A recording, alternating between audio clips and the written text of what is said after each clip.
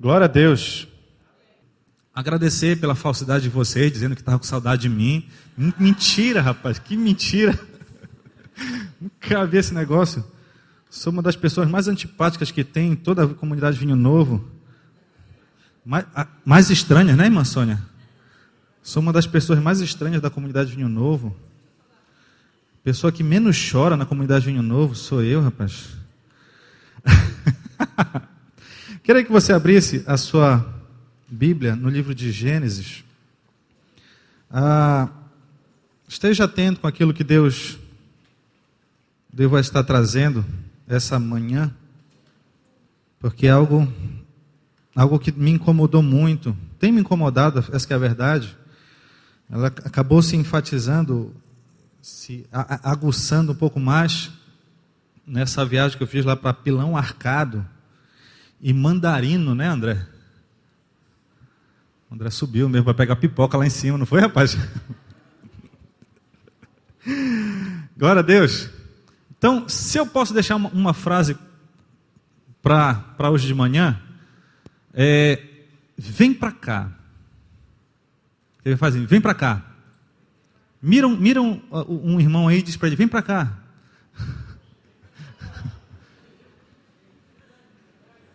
Seria bom, né, para preencher os espaços, né, vazios. Vem para cá.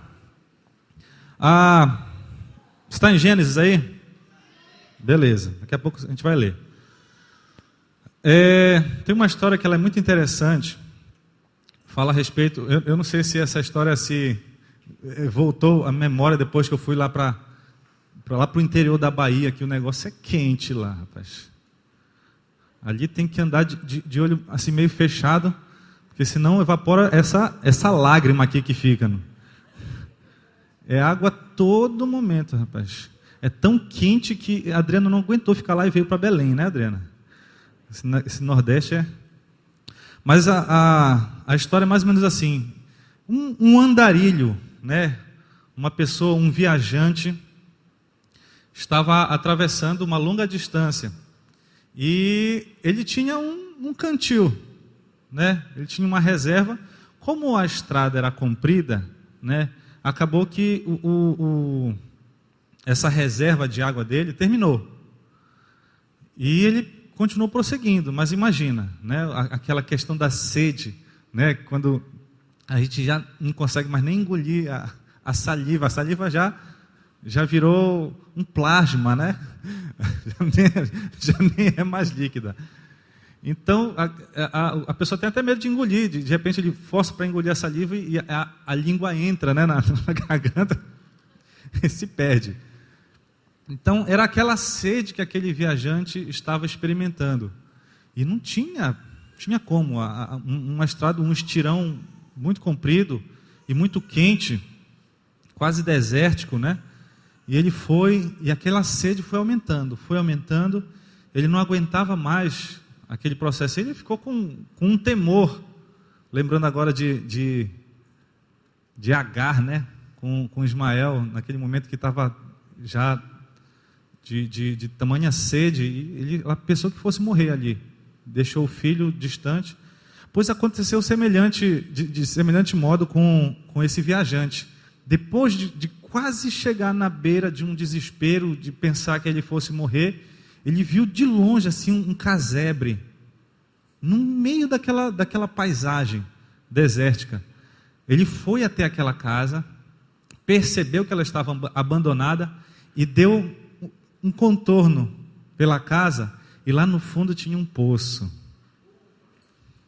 Imagina, rapaz, naquela sede tremenda, ele achou um poço, correu para lá, meio desacreditado, né? Naquela quentura toda, ele olhou lá para baixo e viu que tinha água o poço. E o sistema era de manivela, né? Era uma manivela para poder tirar a água do poço. Então ele pegou, imagina aquela ansiedade dele, pegou a manivela e girou, e a água não saía. Girou, a água não saía. Ele tentou de várias formas, né, de levógiro, destrógiro, né, Desculpe, isso aí são as direções de engenharia mecânica, né, mãe? Tentou para um lado, tentou para o outro, tentou seguir os ponteiros do relógio, qualquer coisa assim. Viu a inclinação das estrelas e, não sei, pensou que fosse cofre, 2 para a direita, 5 para a esquerda. Não deu certo. E ele, poxa, e agora? Não adiantou nada. Mas nisso que ele ficou desesperado, ele sentou e olhou assim, bem no cantinho, uma garrafa, um pouco maior do que o cantil dele. E aí, quando ele chegou perto, a garrafa estava cheia de água. Cheia de água. O único, porém, é que tinha um bilhete grudado na garrafa. Tinha um fatídico bilhete grudado na garrafa. E aí ele foi ler o bilhete. E aí imagina, o que tinha no bilhete? Hã? Não beba? O que tinha no bilhete? Bom, eu vou contar o resto da história depois, tá? Gênesis 42.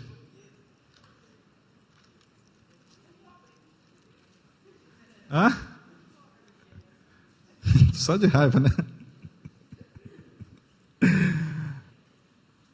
Imagina, rapaz. Ei, mas me lembrem da história no final, tá bom? Não quero mais saber, né?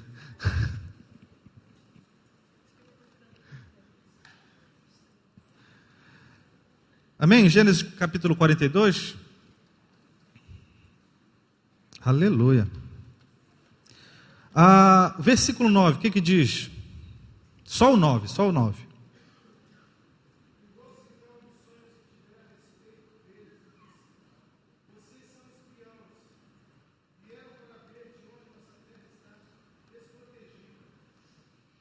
Certo. Então, bom, a história de José, com certeza que todos já leram, né? Ou já escutaram, ou então assistiram meu pai. Assistiram a minissérie, né? Então já tem um conhecimento. E se você estiver no seu plano de leitura anual da Bíblia, você já passou por essa leitura. Amém? Amém? Espero que muitas pessoas estejam levando a sério esse plano de leitura da Bíblia, para terminar de ler a Bíblia toda nesse ano. Glória a Deus. Então, do que nós sabemos, José, nesse exato momento, ele está numa posição privilegiadíssima. Era o governador do Egito, e por que não dizer de todo aquele império egípcio. Então ele era como se fosse Faraó, daquilo que você já viu, como se fosse Faraó. A única coisa que diferenciava José de Faraó era o trono. A palavra final era de Faraó. Imagina a posição de José. Só que lógico, daquilo que nós conhecemos, não foi sempre assim a vida de José, né? Nós sabemos o quê? Que ele foi perseguido pelos irmãos, ele foi... Calma, primeiro ele foi perseguido. Quando ele estava contando as histórias dele, o pessoal disse, uma aventura, né? Depois ele foi jogado numa cisterna, essa não estava cheia de água, né? Foi vendido para os midianitas, revendido, né? No site da OLX, né? Para os egípcios, aí foi para a casa de Potifar. Lá ele foi assediado pela mulher do patrão, né? Caluniado, jogado na prisão, né? Foi esquecido pelo copeiro, porque ele disse assim, poxa, lembra de mim lá quando estiver lá fora, diz que eu fui injustiçado. Não lembra nada. Foi esquecido até que Deus entregou aquela vitória. E ele foi colocado naquela posição de governador. A poder de Faraó. Tremendo, né? Essa história todos nós conhecemos. E ela é tremenda como lição para as nossas vidas. Com certeza, se eu pudesse dar oportunidade para outra pessoa seguir daqui, seria um momento tremendo de palavra, né, para as nossas vidas. Só que a parte que nós estamos lendo aqui, que é o capítulo 42, é quando os irmãos de José aparecem no Egito. Guiados pela fome, eles aparecem no Egito. De repente ele vê os irmãos. Quantos são? 10. Já não ia passar na primeira pergunta. 10 irmãos. Reconheceu os 10. E aí, nesse exato momento, o que veio na cabeça de José?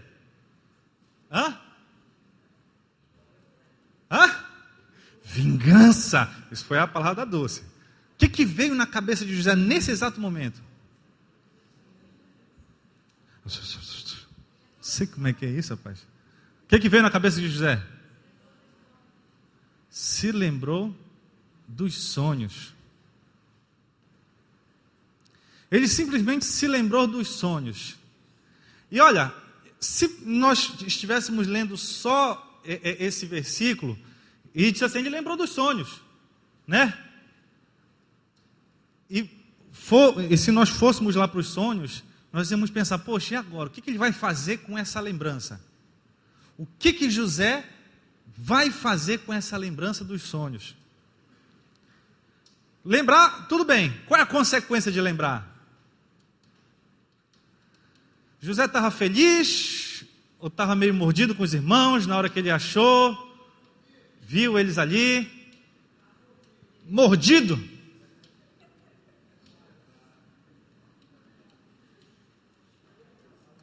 O que passou pela cabeça de José ali naquele exato momento, em que ele viu os seus 10 irmãos? Ele lembrou dos sonhos, mas lembrou para quê?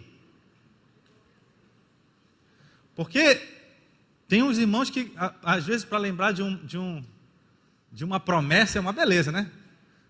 Lembra da promessa e disse assim, eu não te falei, Jonatas? Eu não te falei? Só para jogar na cara, né? Aí a pergunta que fica no meu coração é, qual era a inclinação, qual era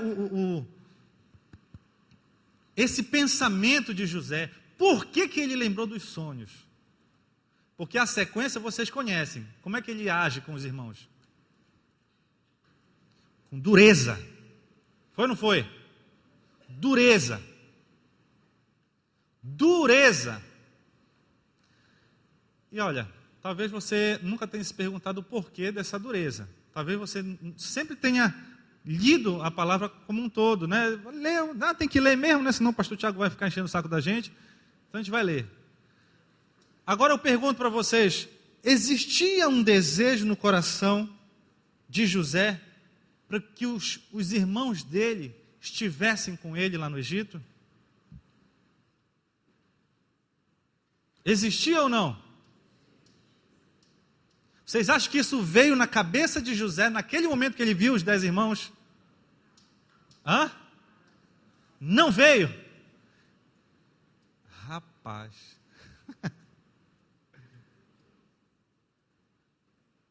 Não veio?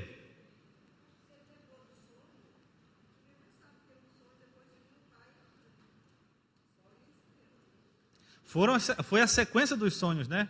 Depois ele teve um sonho com as estrelas, o sol e a lua, que, como diz o pastor Júnior Santos, né, quem interpretou não foi nem ele, foram os irmãos, foi o pai, né? Sim, quer dizer que agora nós vamos nos curvar para você. E em nenhum momento na Bíblia diz que ele interpretou, olha pai, eu sonhei isso aqui, quer dizer tal coisa. Não, em nenhum dos sonhos. Ele contou o primeiro, os irmãos, que história é essa? Quer dizer que a gente vai se curvar para ti. Eu não falei isso. Mesma coisa o pai. Mas os irmãos ficaram com vontade de matar. Termina o versículo desse jeito.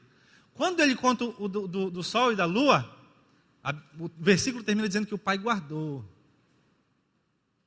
Quer dizer que nós vamos curvar para você? Né? Mas não ficou meio no tom de confronto como foi os irmãos. Eu não consigo sentir. É que nem aquela bendita carta, né? Essa é a história do meu pai. Ele diz assim, o filho estava estudando fora e mandou uma carta para os pais, né? Aí o pai foi o primeiro que viu a mensagem, né? Olha só esse menino, esse insolente. Olha aqui, papai, mande dinheiro. Aí a mãe pega assim, não, olha aqui, papai, mande dinheiro. Essa é a história do meu pai. Então, depende do tom, né? Então, se José não quisesse que os irmãos, que a família toda estivesse ali no Egito, ele teria descartado ali mesmo. E se você for seguir a sequência do plano de José, foi só para provar o coração deles. Como é que termina essa história? Em que momento José se derrete e tira todo o disfarce? Em que momento? Que momento?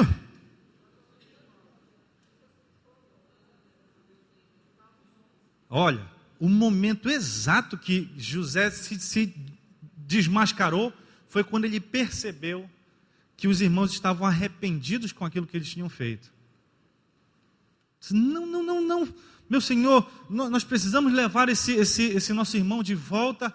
Eu vou ficar no lugar dele. Eu fico no lugar dele. Isso aí foi Judá. Eu vou ficar no lugar dele. Quando ele percebeu isso, ele não aguentou. É assim que começa o 45, se não me engano. Ele se derrama, não aguento mais. Foi nesse exato momento. Por quê? Porque existia um desejo no coração de José para que eles estivessem. Só que ele queria ter certeza se os irmãos estavam prontos para isso. Eu só consigo ver desse jeito.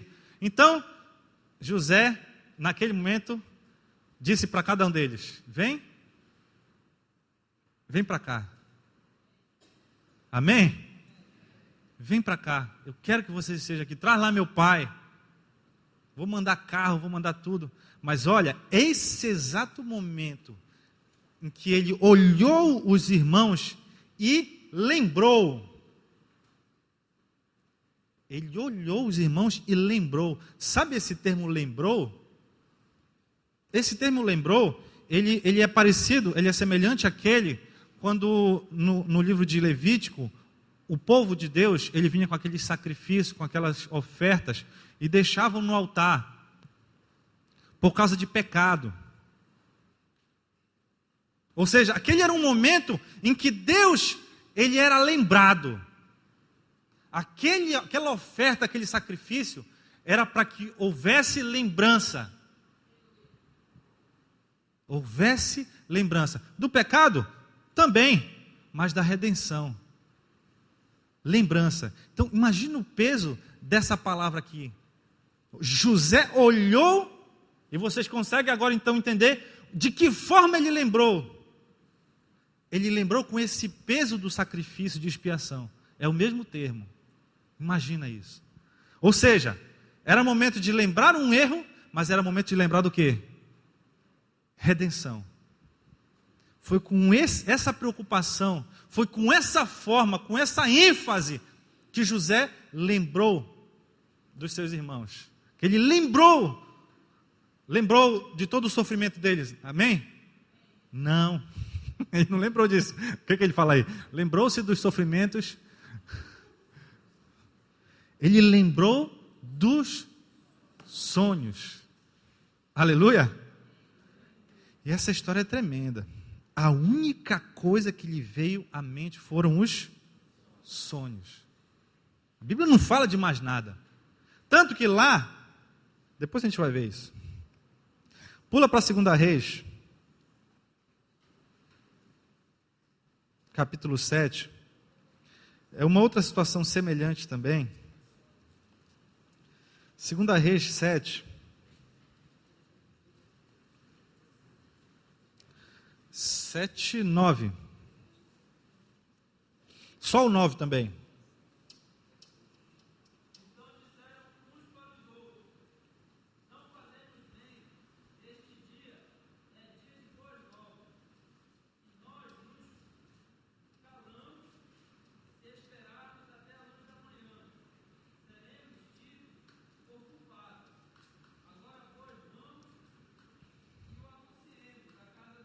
Glória a Deus. Amém?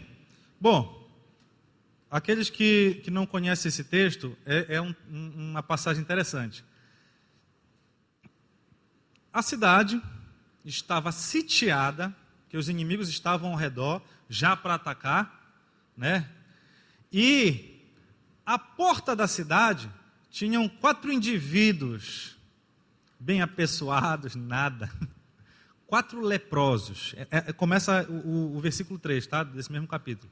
4 leprosos estavam na porta da cidade. Então, acontece o quê? Que, imagina a situação dos leprosos. Era a pior situação, na época, que uma pessoa poderia experimentar. Quando a pessoa se encontrar leprosa, o que precisava fazer com ela? Imagina. E tudo bem, a gente lê o livro de Levítico, a gente vê um processo a respeito da lepra, que aí a pessoa é afastada e depois de um certo período volta lá o sacerdote para conferir se ele continua com a lepra, se aquilo era lepra mesmo ou não. E o problema é quando dava o veredito, é lepra. Aí essa pessoa, imagina, ser excluída da sociedade. Imagina para você o que seria, domingo que vem, você não poder entrar aqui. Ia ser muito bom, né? Para alguns. Tem uns que não fazem questão de vir para cá. Tem uns que não fazem. E aí eu pergunto, agora não tem nada a ver com a palavra. Será que é o início de uma lepra então? Será? O que dá na cabeça da pessoa de não querer estar aqui? Eu faltei 3 cultos só. Toda a minha existência. Os 2 últimos foram agora que eu estava lá em Pinamacá, tá? O outro eu não lembro por que era. Mas o que dá na cabeça da pessoa de não querer vir cultuar a Deus? Fecha parênteses. Mas imagina essa situação de ser excluído pela sociedade. Era como aqueles homens estavam. 4. Beleza, né? Leprosos excluídos, estavam à porta da cidade. Mas era uma cidade sitiada, ou seja, a qualquer momento os inimigos chegariam. E aquela proteção das muralhas não iria existir para aqueles 4 leprosos. Melhorou pra caramba a situação deles, né? Excluídos da sociedade, desprotegidos. Então, o versículo 3, ele começa desse jeito, ele diz, a gente vai fazer o quê? Se ficar aqui, a gente vai morrer, bora lá para o arraial dos Círios. Se for para morrer, bora morrer. Bora tentar, bora aventurar. E a Bíblia diz que eles encontraram, por causa de uma ação de Deus, os exércitos foram desbaratados, eles encontraram todo o arraial deles vazio, e só os despojos. Imagina. Aí, você passando na frente de uma loja, promoção. Tudo com 95% de desconto. Geladeira por R$15, mano. O que você faz? Hã? O que faz, Ferreira? Levanta. Ai, e não foram o que eles fizeram? E eles caíram de boca. Diz que eles, imagina, enfiando coisa no bolso e comeram Mas chega nesse versículo 9, em que eles pararam e lembraram. Eles lembraram. Epa, não, rapaz. Tem um povo que está lá, na cidade, sitiado, que faz tempo que não come, faz tempo que não vê comida. Se você for ler o início do capítulo 7, vocês vão ver o profeta Elias profetizando, não vai ter fartura de alimento. O comandante está dizendo, como é que isso vai acontecer? Só se abrir a janela do céu. Pois tu vai ver e não vai comer. E aí isso aconteceu com ele mesmo. Faz tempo que eles não viam alimento. Tempo. Só que eles lembraram. Lembraram de quê? Lembraram da forma como eles foram expulsos da cidade? Lembraram do sacerdote dizendo assim, olha, vocês estão considerados leprosos. Está aqui a carta de vocês, podem ir. Eles lembraram dos familiares que não iam mais na porta da cidade. E aí, como é que vocês estão? Lembraram do quê? Lembraram que tinha um povo inteiro dentro da cidade, que estava há muito tempo sem alimento. E que vontade, hein, de agora esse pessoal vai ver. Agora esse pessoal está nas nossas mãos. Mas a única coisa que veio à mente desses 4 leprosos foram os seus irmãos. A única coisa. Gênesis 45:5, se você estiver anotando, a gente não vai precisar voltar lá. Começa dizendo assim, 45:5 é quando Jacó morreu. Perdão, não está certo, Jacó, o pai, morreu. E aí os irmãos dizem assim, agora estamos na mão de José. Agora José vai passar a faca na gente. Eles cogitaram. E José disse assim, ei meus irmãos, espera aí. E ele começa dizendo assim, o versículo 5, de 45:5, né? Não vos entristeçais. Não vos entristeçais. E esse termo é muito interessante para nós nessa manhã, porque o sentimento do coração de José, o sentimento desses 4 leprosos, não era de uma vingança. Não era de agora chegou a minha vez. O mesmo sentimento foi, não vos entristeçais. Eles olharam ao redor, os leprosos, e disseram assim, está errado. Aquilo que a gente está fazendo aqui está errado. Hoje é um dia de alegria. Não é como eles falam? É dia de boas novas. Não é dia de tristeza. Não vos entristeçais. Não era um dia de lamento. E aí a pergunta é, e nesse momento, o que nós faríamos? Nesse momento de possível vingança, qual seria a nossa atitude? Será que nós deixaríamos de fora os nossos irmãos, de tudo aquilo que nos foi entregue? Porque como é que foi que José conseguiu o cargo dele? Essa pergunta eu quero a resposta. Como que José conseguiu o cargo dele?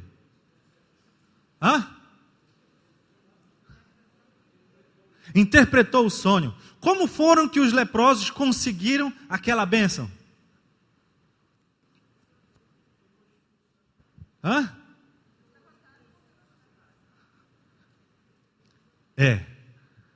Tá certo, mas deixa eu colocar a introdução no desenvolvimento de vocês. Simplesmente José foi colocado no cargo e os leprosos chegaram até aquela bênção porque Deus permitiu. Deus deu de graça para eles. Creem ou não nisso? Se não fosse Deus, José interpretaria os sonhos? Ele falou, negócio de interpretar sonho não tem nada a ver comigo. É assim que José falou. Pertence a Deus. E se não fosse Deus gerar toda aquela turbulência no arraial dos inimigos, dos sírios, e eles tivessem corrido, o que os leprosos iam encontrar lá quando eles chegassem? Bonitinho lá, os 4. Pá! Na cabeça. Quem entregou para ele? Foi Deus. Isso porque a gente essa informação é importante. Lembrarmos que foi Deus quem entregou. Parece ser meio batido, né? Parece chavão. Deus te entrega vitórias, mas é verdade. Deus permitiu. Não foi esforço dos dois, dos dois grupos, das duas ocasiões. Não foi. Não foi mérito de ninguém que não seja de Deus. Amém? Eles, né?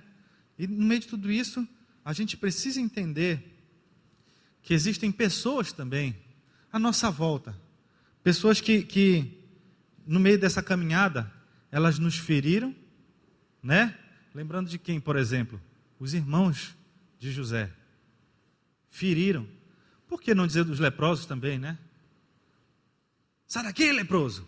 As coisas ferem, né? Em muitos dos casos, não tem retorno. Sabe aquele retorno? Poxa, quero ser amigo da irmã Lúcia, porque a irmã Lúcia dá cada conselho. Beleza. Ninguém quer ser amigo do Jonathan, que não tem conselho nenhum.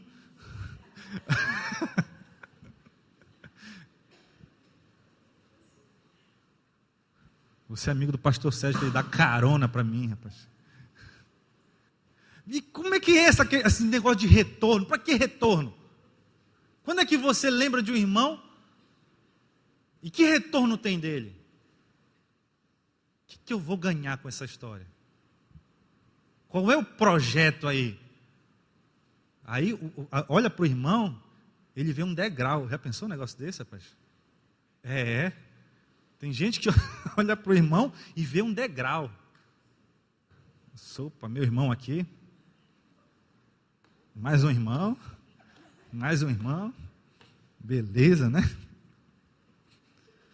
Você já viu esse tipo de gente já? Quem já viu? Gente que vê o irmão no degrau. Quem aqui gosta de ser esse tipo de irmão? Qual o retorno? Todas as vezes que você espera um retorno de um irmão, meu irmão, você está fazendo isso. Eu estou fazendo isso. Eu me aproximo de quem? É aquela velha história, a gente vai passar ali em São Brás e vai ter um mendigo lá na rua. Aí eu me aproximo dele para quê? Eu vou deixar o meu dinheiro lá, né? Ou então eu vou ajudar ele em alguma coisa, com um lanche. Possivelmente, imagino além, eu vou levar para casa para ele dar um banho, para vestir uma outra roupa nele, para barbear. Seguro uma semana e depois faço o quê? Beleza, agora pode ir, irmão. Pode ir. Porque chega uma hora que você percebe que não tem retorno. Não tem o porquê. Nesse exato momento, quando Deus estava falando isso aqui para mim, foi lá no interior. A introdução não. Estava lá no Mandarino. Mandarino é uma cidade a 120 quilômetros. Não, beleza, 120 quilômetros é o quê? Santa Isabel? Não. Santa Maria. Santa Maria. Beleza, mas é 60 quilômetros de asfalto mais ou menos. Tem que ir desviando dos buracos.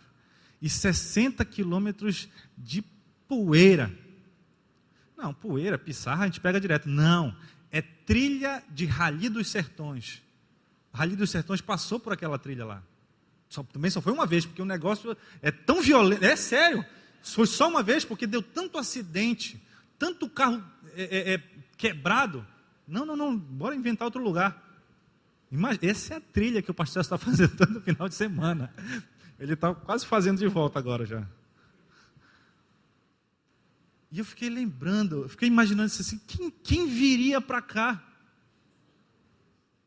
Quem viria para cá, para esse lugar? E lógico que quem foi esse irmão que esteve no nosso meio aqui, né, de lá, Ademilson. Depois eu conto a história para vocês, porque que a gente levou ele para a delegacia lá em Pilão Arcado, porque na verdade a gente chegou lá e Ademilson, quem é Ademilson, rapaz? Quem é Ademilson? Aí, aquele fulano assim, o Misso! Falsidade ideológica, bora cá, delegacia. Acho que aqui Ademilson, a pessoa, ninguém sabendo falar o nome dele, chega lá, é Misso. Misso.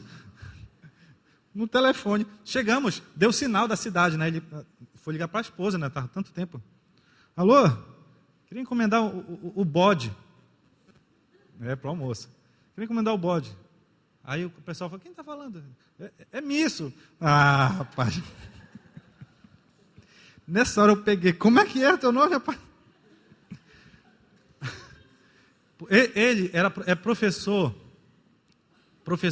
e ele vai até essas localidades. Foi por causa dessa situação que ele alcançou essas localidades. É longe, quente. Quem iria para lá? Que retorno deixar uma placa solar na Ribeirinha, rapaz. Negoção, hein? Não tem retorno. Mas parece que às vezes a gente não aproxima das pessoas porque não tem retorno. A gente lembra que elas nos feriram, lembra do irmão de José, da cidade lá dos leprosos. Rejeitaram, não tem retorno. E agora eu estou abastado, eu sou o segundo homem do Egito. Eu não preciso dos meus irmãos. Não preciso. Se lá na época do meu pai eu precisava, porque um cultivava, eu cuidava das ovelhas, a gente juntava no final e sobrevivia. Agora eu não preciso. Que retorno. Olha, se fosse para pensar, ele estava trazendo 70 bocas a mais para o Egito. O Egito estava passando fome. Estava regrando as sementes lá para poder vir alguém comprar. Opa, passou 2 sementes. O cara puxava de volta. Tinha que aguentar mais 5 anos, é o que diz a Bíblia. No momento que os irmãos chegaram, faltavam 5 anos para terminar a fome. E ele ainda traz mais 70 bocas para comer. Isso é retorno? Isso é retorno? Meu irmão, os 4 leprosos, poxa, a gente sofreu tanto a nossa vida, tanto, a ponto de vir essa doença sobre nós, e agora a gente acha toda essa fartura. Bora experimentar, bora ser feliz um pouquinho. Vamos comer isso aqui até acabar. Poxa, será que a gente não tem direito de ser feliz um pouquinho? Mas depois de tudo isso, eles correm na cidade, não, bora dividir. Bora, não, fica contigo aqui um pouco, fica contigo um pouco. Será que não passou pela cabeça deles que depois que acabasse tudo, eles continuariam leprosos e eles estariam lá na porta da cidade? Que retorno é esse? Que retorno é esse? Foram meio burros, não foram? Foram ou não foram? Que retorno. Mas eles foram, né? E olha, e pior de tudo, quando a gente está tratando essa questão, como é que nós nos aproximamos? O que nós vamos fazer em relação a esses nossos irmãos que nós precisamos lembrar? Né? Muitas das vezes nós duvidamos do poder do Evangelho. Olha, é sério. Quantos disseram assim, não mexe com esse que não tem mais jeito? Não tem, o senhor vai para lá, para aquele lugar, o pessoal só quer lhe explorar. Eles chegam lá e dizem assim, o que vocês trouxeram para a gente aí? Coitado do Misso lá, que ele tem uma missão, acho que é porque é Misso, né? Missão. Que eles vão lá para fazer um culto, um impacto que eles chamam, só que eles levam um lanche, né? Hot dog, não sei o que, refrigerante. E você acha que alguém vai só por causa do lanche? Eles brigam lá, rapaz. Quando terminou o culto, semana que vem é na minha casa. Ele falou isso pra gente. Não, eu quero, tem que escolher. Não, na próxima vai ser na casa de fulano. Porque senão, todo final de semana, lanche de graça, na semana que vem eu quero na minha casa. Eu quero na minha casa. Eles vão deslocando desse jeito. E aí chega um momento assim, eu não vou mais lá. Eu só chego lá e essas pessoas não querem saber de tomar uma posição em Jesus. Não querem ser levantadas como líderes locais, que é como nós cremos em missões. É isso que nos é ensinado aqui nessa igreja, quando nós vemos missões. Introdução a missões, na realidade. Já na introdução já é jogada essa ideia. Nós vamos num lugar e só saímos depois que uma liderança local está estabelecida. Mas lá não quer, ninguém quer. Só quer o lanche. Não, bora estudar a Bíblia. Não, depois, eu estou meio ocupado. Ei, mas semana que vem vocês vêm, né? Deixa lá. Cadê? E a gente diz assim, não, vamos largar de mão. E o poder do Evangelho? Será que nós estamos duvidando do poder do Evangelho? Você diz assim, não, deixa essa pessoa, ela não tem mais jeito. Você está duvidando, perdão, você não. Nós estamos duvidando do poder do Evangelho. Será que o Evangelho não tem poder para transformar a vida das pessoas? Transformou a sua, meu irmão? Foi muito ou pouco? Dei mais da conta, né? Não sei, se vocês quiserem eu posso fazer uma oração. Para a semana que vem o Espírito Santo não vir para o culto. Só para eu ver como é que vocês são sem Ele e para vocês verem como eu sou. Posso fazer essa oração? Hein, Oswaldo?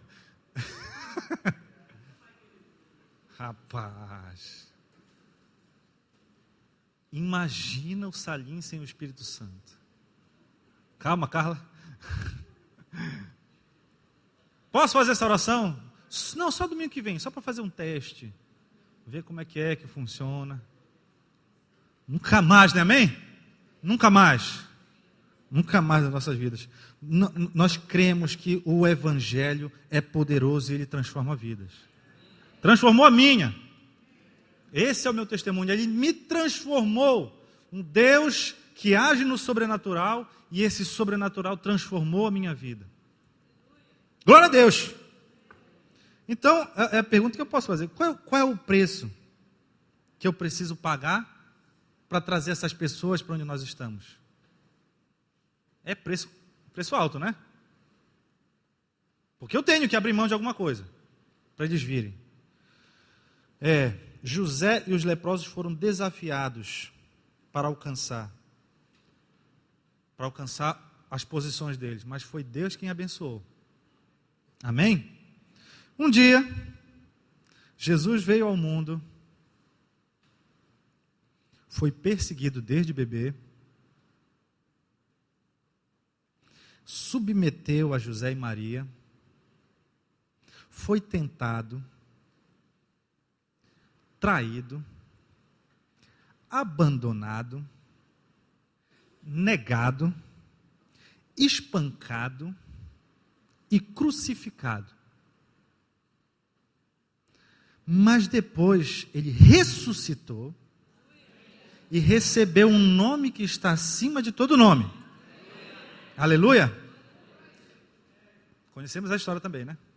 Aí teve um dia que o Tiago entrou por uma porta parecida com essa aqui. Com certeza não foi aqui, foi na quadrangular, aleluia?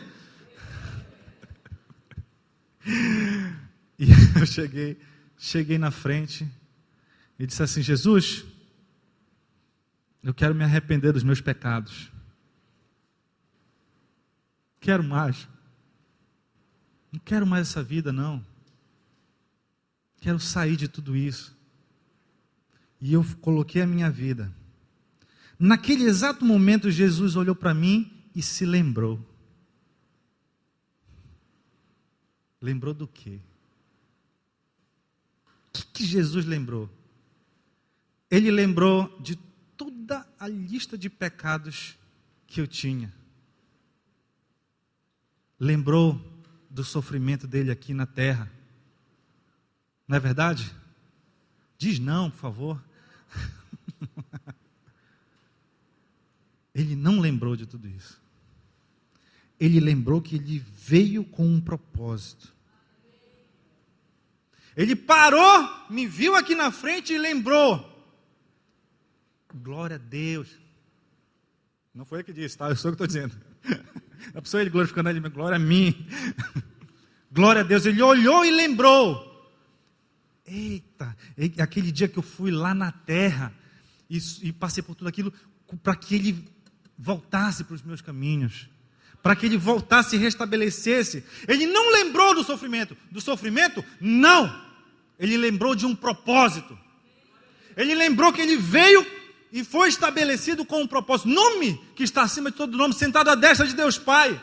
O que é o cargo de segundo no Egito? O que é uma situação de despojos numa cidade?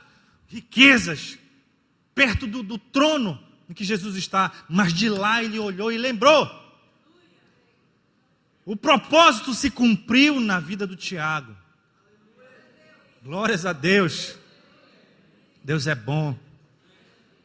E se ele tivesse lembrado do outro lado? Pois ele virou, e assim como José falou, disse, não é momento, não vos entristeçais, os irmãos de José falaram. José falou, não, essa é a mesma coisa. O que ele diz? Tem uma festa no céu. Tem uma festa no céu. Ele sofreu, mas existia um propósito, era a salvação. Meus irmãos, a respeito de tudo isso, são pessoas que têm sofrido, pessoas que nos rejeitam, que não existe retorno para nós, que nos perseguem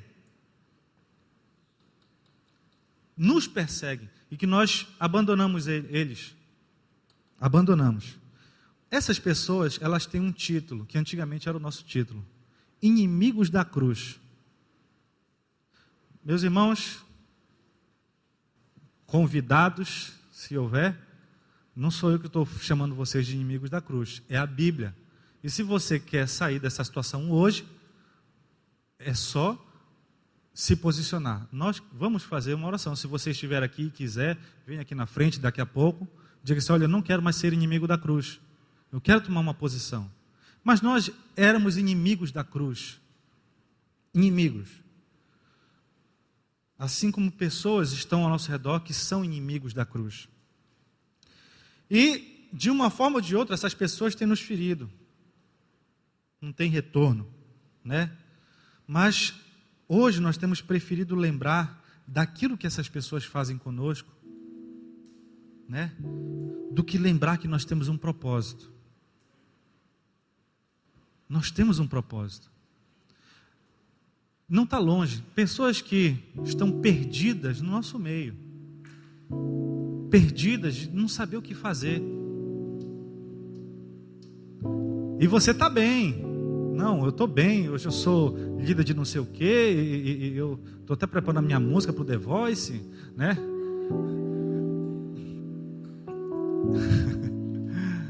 E você está bem, você vai para casa tranquilo, a sua comunhão com Deus na palavra é tremenda, você tem amigos que estão com você a qualquer momento, e essas outras pessoas,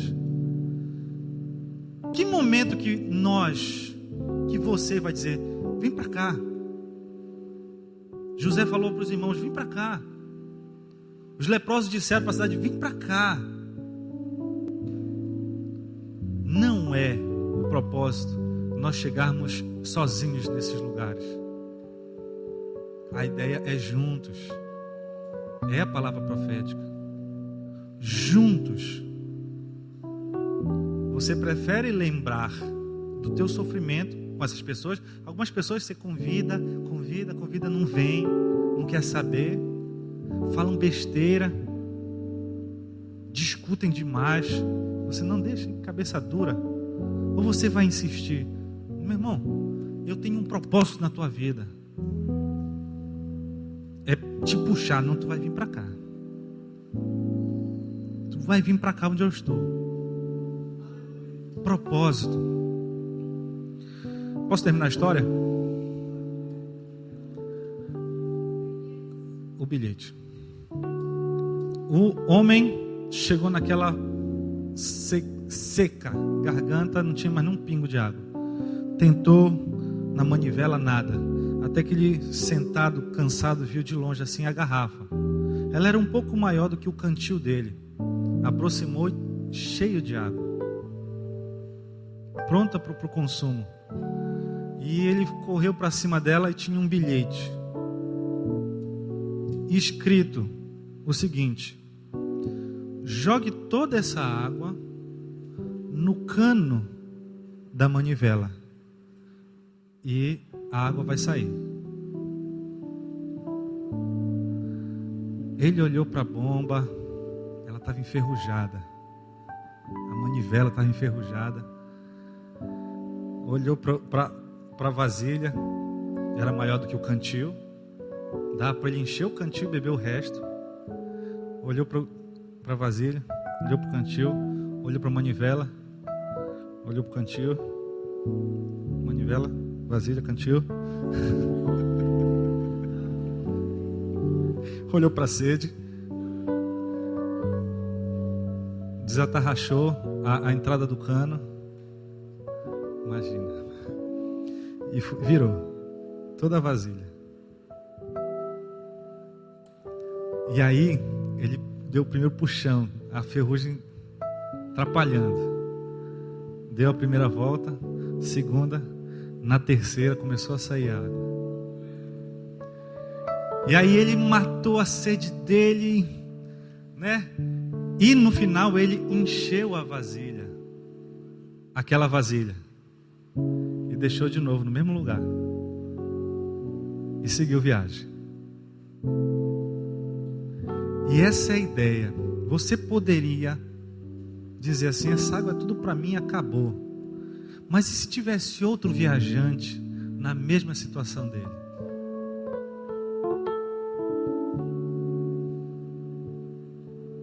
Será que compensava esse egoísmo dele? Eu sou o centro e acabou. Pois ele lembrou de pessoas.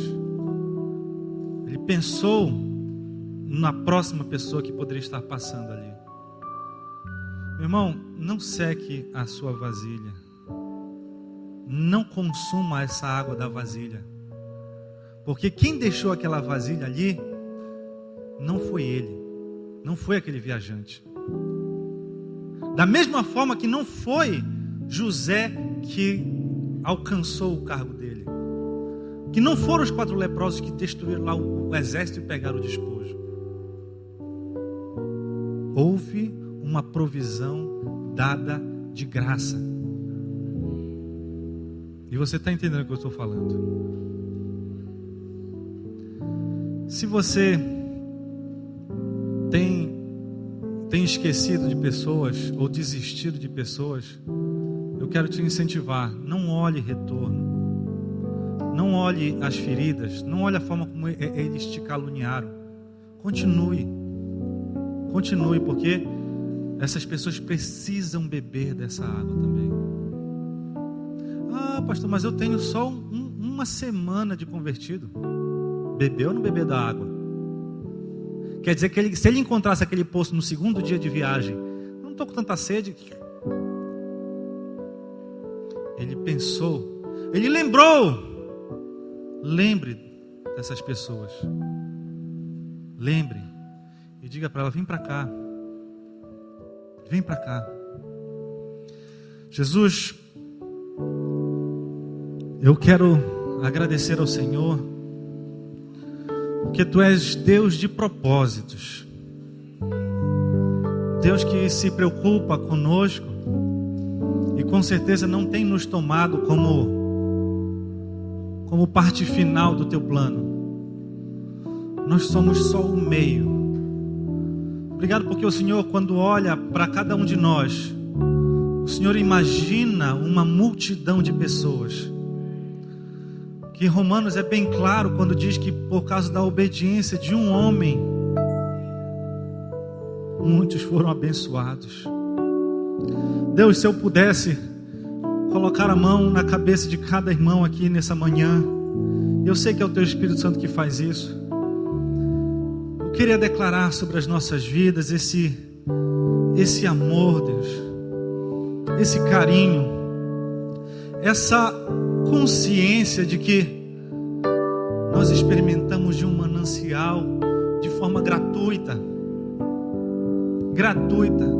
Jesus, eu não posso ser hipócrita e dizer que o ano de 2014 não foi um ano abençoadíssimo para mim, Tiago. Um momento em que o Senhor me fez experimentar coisas tão tremendas.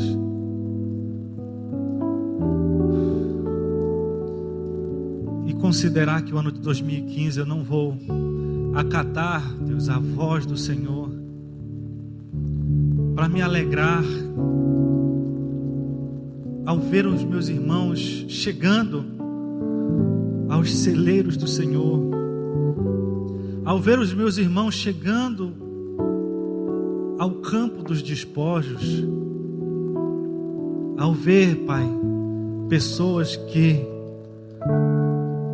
hoje são consideradas inimigas da cruz,